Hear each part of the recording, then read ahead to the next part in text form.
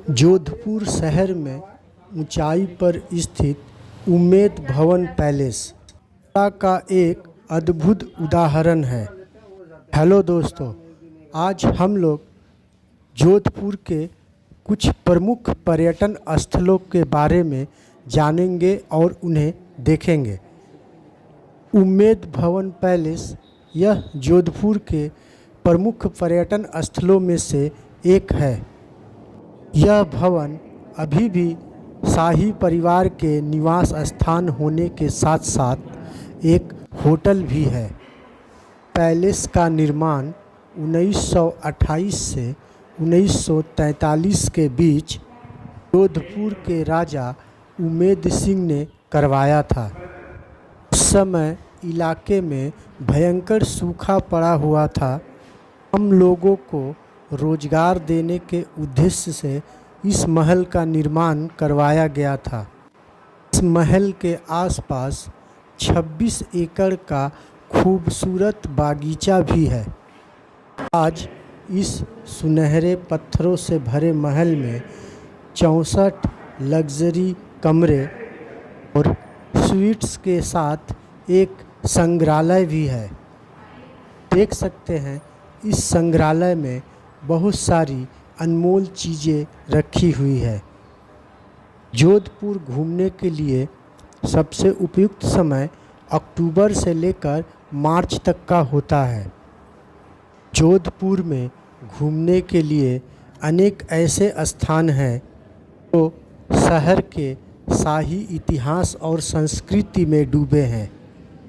भव्य महलों से लेकर किलों तक जोधपुर के शाही अतीत के बारे में बताते हैं। राजस्थान के खूबसूरत शहर जोधपुर की स्थापना 1459 में राठौर कबीले की मुखिया राव जोधा ने की थी। इस शहर को सूर्य नगरी के नाम से भी जाना जाता है। इस शहर को खास बनाने का काम यहाँ के महल और पुराने घरों में लगे छीतर के पत्थर करते हैं। शहर की खूबसूरती को देखकर हर कोई मंत्रमुग्ध हो जाता है। यहाँ के महल, किले और मंदिर एक तरफ जो शहर के ऐतिहासिक गौरव को दर्शाते हैं, वहीं दूसरी ओर यहाँ के लोक नृत्य, संगीत और मिलनसार लोग शहर में रंगीन समा बांध देते हैं। उम्मेद भवन पैलेस दुनिया के सबसे बड़े और सबसे महंगे हेरिटेज होटलों में से एक है। यह महल अपने गेस्ट को हर लग्जरी चीज़ की सुविधा देती है। होटल को साल 1943 में बनाया गया था। मेहरानगढ़ दुर्ग पहाड़ों के ऊपर बसे होने के कारण राजस्थान का सबसे खूबसूरत किलों में से एक माना जाता है। किले के सौंदर्य को श्रृंखलाबद्ध रूप से बने हुए द्वार और भी बढ़ाते हैं। इन्हीं द्वारों में से एक है जयपोल। इसका निर्माण राजा मान सिंह ने 1806 ईस्वी में किया था। दूसरे द्वार का नाम है फतेहपोल। इसका निर्माण राजा अजीत सिंह ने मुगलों पर विजय के उपलक्ष्य में किया था। किले के ऊपर से शहर का सौंदर्य बहुत ही खूबसूरत दिखाई देता है। सारा जोधपुर शहर को आप किले के ऊपर से देख सकते हैं, जो कि बहुत ही खूबसूरत लगता है। किले के अंदर पर्यटकों को देखने के लिए बहुत सारी महत्वपूर्ण इमारतें और महल हैं, जैसे कि मोती महल, सुख महल, फूल महल आदि।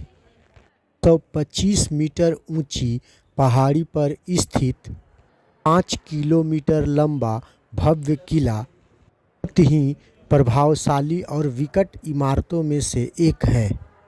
इस किले के अंदर आप पुराने ज़माने के बहुत सारे अस्त्र शस्त्र देख सकते हैं, जो कि अभी भी संभाल कर रखा हुआ है। बाहर से अदृश्य घुमावदार सड़कों से जुड़े इस किले के 4 द्वार हैं। किले के अंदर कई भव्य महल, अद्भुत नक्काशीदार किवाड़, जालीदार खिड़कियां और प्रेरित करने वाले नाम हैं।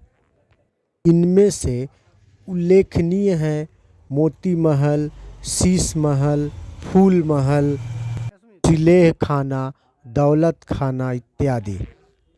इन महलों में भारतीय राजवंशों के सामान का विस्मयकारी संग्रह निहित है।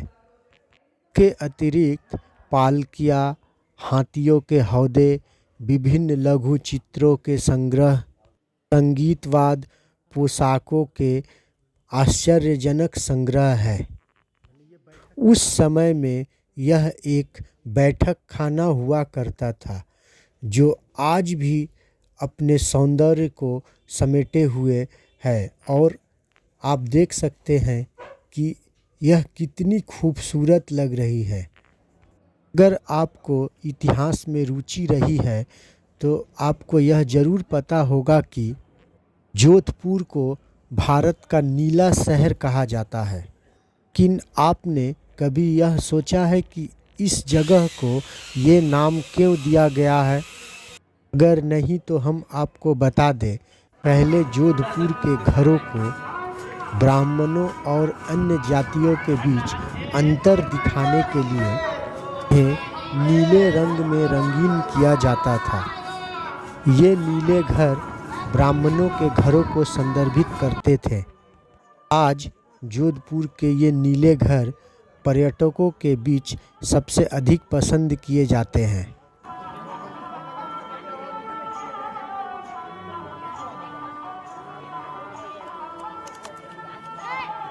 आप अगर जोधपुर की सैर करने निकले हैं तो जसवंत तांडा देखना न भूलें। जसवंत तांडा जोधपुर शहर में स्थित है। यह जोधपुर के दर्शनीय स्थलों में से एक है।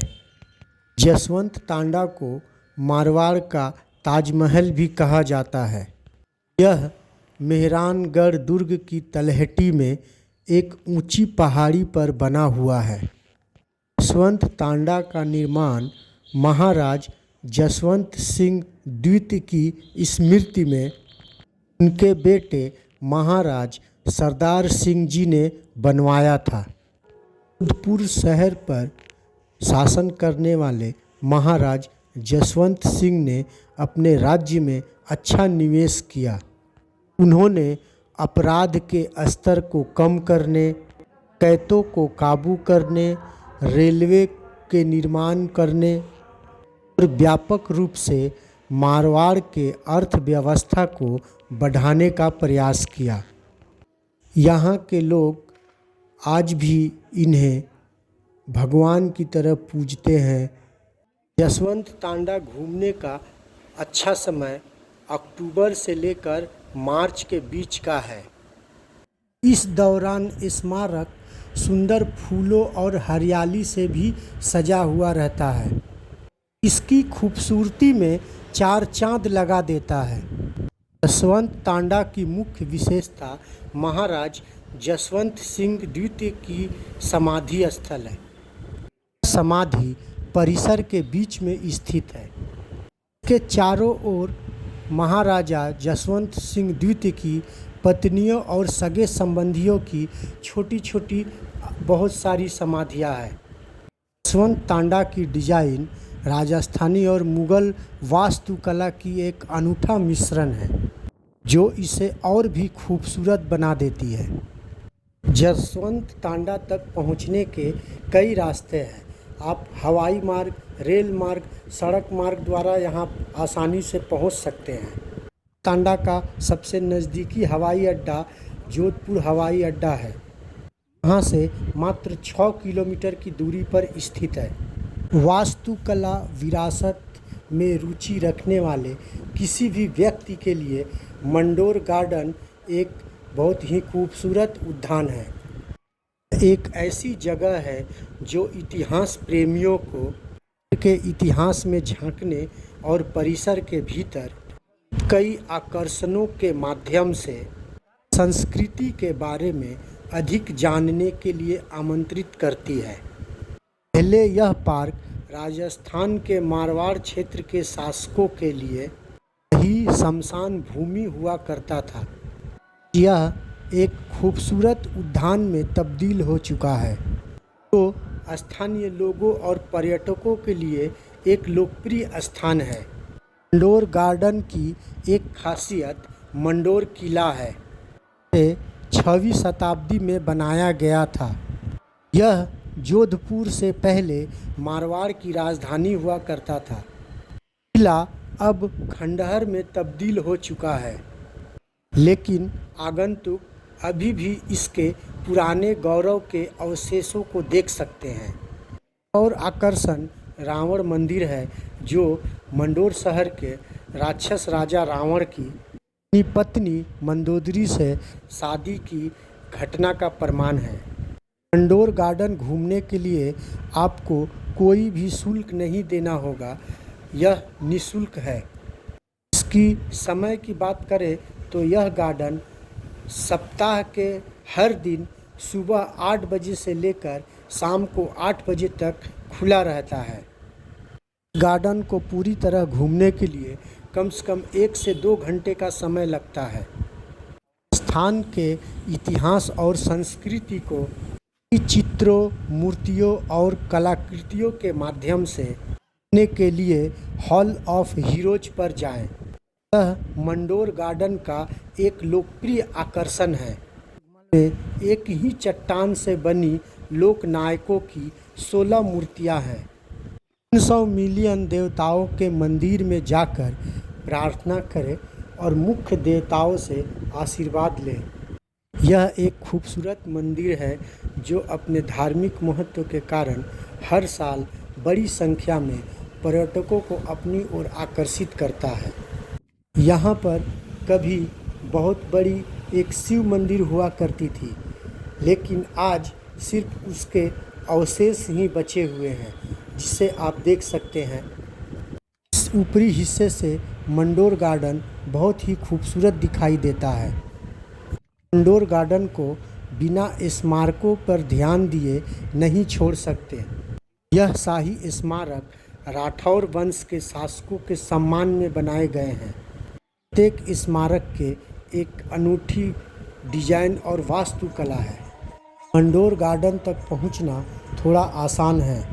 जोधपुर बस स्टैंड और जोधपुर रेलवे स्टेशन के नज़दीक होने के कारण ऑटो रिक्शा और स्थानीय बसों से यहाँ पर आसानी से पहुँच सकते हैं।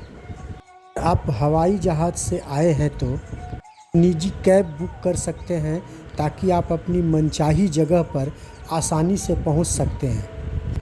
आप सपरिवार जोधपुर घूमने का प्लान बना रहे हैं तो इन जगहों को अवश्य देखिएगा और यहाँ की खूबसूरती का आनंद लीजिएगा। अभी जो झील को आप देख रहे हैं, यह सांभर झील है जो राजस्थान में है। हर झील भारत की सबसे बड़ी अंतर्देशीय खारे पानी की झील है। राजस्थान के अधिकांश नमक उत्पादन का स्रोत है। यह झील लगभग 190 वर्ग किलोमीटर में फैली हुई है। Thank you.